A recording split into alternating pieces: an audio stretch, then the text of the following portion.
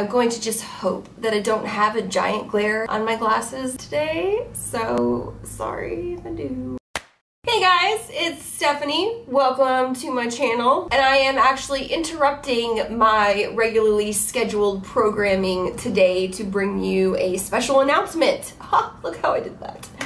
Not really. So I did a questions video, my last video. If you have not seen that, you should go watch that. And I was going to be doing an answers video where I read the answers to the questions that I asked that you guys submitted. And thank you so much, by the way. You guys gave me so many answers, and it's going to take me a little bit longer to edit that video and get that finished. So that's one of the reasons I'm doing this. Also, really exciting, I mean relative, you know, to your life. But I noticed the other day that I actually was able to get my orchid to regrow, which is something that I have never been able to do before. But I wanted to make this video now so that in case something happens and this doesn't, you know, continue thriving, that you believe me, and that I can at least show you what I did to get it to this point. And if I don't get it to continue, then maybe you can. So I don't know, whatever. So I've tried multiple times to get my orchids to regrow and have not really had success. And I'll show you what I did versus something that didn't work. Stay tuned if you want to see that. But before I show you that, I'm going to show you also really quickly, because I finally got it on the website. I've been talking about it forever, but I do have a cold also, so I'm sorry. I do have my coffee and chamomile under eye treatment oil on the website now, and I've talked about this a bunch. You guys know I have insomnia, so don't judge. This helps me tremendously to minimize the appearance of under eye circles, puffiness, and just all of the things that I deal with on a daily basis because I don't sleep that well. So this is made with sweet almond oil, coffee essential oil, chamomile essential oil, and lavender essential oil. So these are all ingredients that are shown to be really helpful for treating and preventing and reversing and minimizing bags, puffiness, dark circles, and that can also help with signs of aging like lines and wrinkles and all of that jazz. So check that out, simplecareproducts.com. I will put a link below. And yes, it is available now. It's a nice stocking stuffer. Yes. So I've been busy with a lot of projects lately. I wanted to get that on the website like over a month ago, and I just didn't. I am working on a blanket that I'm trying so quickly to finish for my mother. I wanted to make something for my mom this year, so I'll show you that really quick because I really like the way that that's turning out. So this is another one of my hobbies. I love to crochet, and I am working on this, trying to very quickly finish this blanket for my mother before Christmas. These are all granny squares, and they're all the same pattern. She likes fall colors, and she has gray, so it's like a couple different colors of gray and gold and red. It's like an orangey red color. These are the finished squares, and then I'm putting the borders around the squares now, so I have to finish the rest of these, and then I have to put all of the squares together to a blanket, and then I have to sew a border around all of the squares to finish it. And I'll show you really quick what the pattern looks like, because you can't really tell, of course, what it looks like this. So this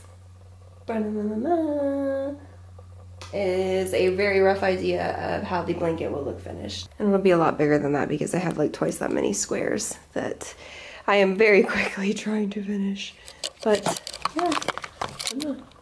What do you think? I think my mom will like it, as long as I can hurry up and finish it by Christmas. That's another one of my hobbies. Cats, plants, crocheting, snowboarding, and cooking. That's me.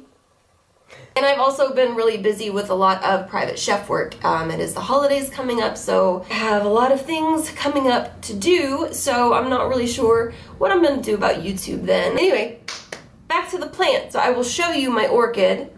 This is I forgot what it's called. It's a double orchid. It has 2 stalks. This is the side that I have been able to get to regrow. You should be able to see that. What I did to get this to regrow is the flowers that were on it just kind of died off. I'm not 100% sure if that was my fault, possibly because I forgot to water it, but I left it in the same spot where it was so it gets decently bright in direct light for pretty much the entire day. It gets a little bit more in the afternoon. It doesn't really get direct light. How bad is my voice sounding right now? Probably pretty bad. I'm sorry. My ears are so stuffed up that I really can't hear myself that well. But I continue to water it, I would say about every 2 to 3 weeks. This pot does not have a hole in the bottom, so it doesn't have drainage. So I was only watering it a little bit and kind of making sure to get the aerial roots a little bit wet too, because I think those kind of like to be moist. Orchids, I believe, like, you know, generally like to be in a very high humidity climate. So you have to kind of replicate that and keep the roots, you know, moist and how they like. So I just kept it in the sun. Now this stalk was already cut when I bought the plant. And this one you can see is maybe what is wrong with my words today? This one is just a little bit above the node. So the person who cut this, which I'm thinking is the florist at the store, just cut this right above the node, and this one has not grown back. So the one that I cut, there's about an inch between the node and where I cut, and this is the one that is starting to grow back.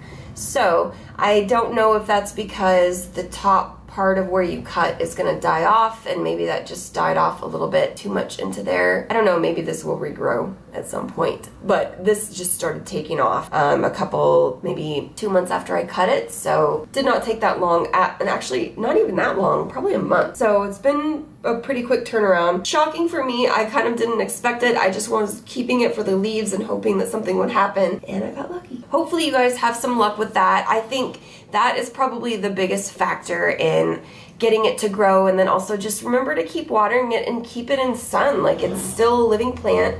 It still needs all of the energy that it needed when it has flowers. So I think, anyway, I'm talking like a real plant expert right now. So that is it. It was actually very easy to get this to regrow, surprisingly, and hopefully it continues to thrive. I will do an update, I guess, to see, because I'm not really sure actually how the stem grows out from the side like that. So I'm not sure what that's gonna look like. And like I said before, I will have that answers video coming up soon as I'm able to get it edited and uploaded. I just have to finish going through and organizing all of the answers. You guys gave me so much information, which was awesome and helpful, and I appreciate it so much. It's just gonna take me a little bit longer. So that's it for today, and if you have any comments or feedback, as always, leave it in the comments below. You can find me on Instagram at SimpleCareSteph. You can find my under eye oil and other plant-based and food-based skincare on simplecareproducts.com, along with my blog. And I can hardly breathe at this point, so I'm gonna go lay down and drink some tea. I will see you guys next time. Thank you so much for watching. I appreciate it as always, and have a wonderful rest of your day. Bye.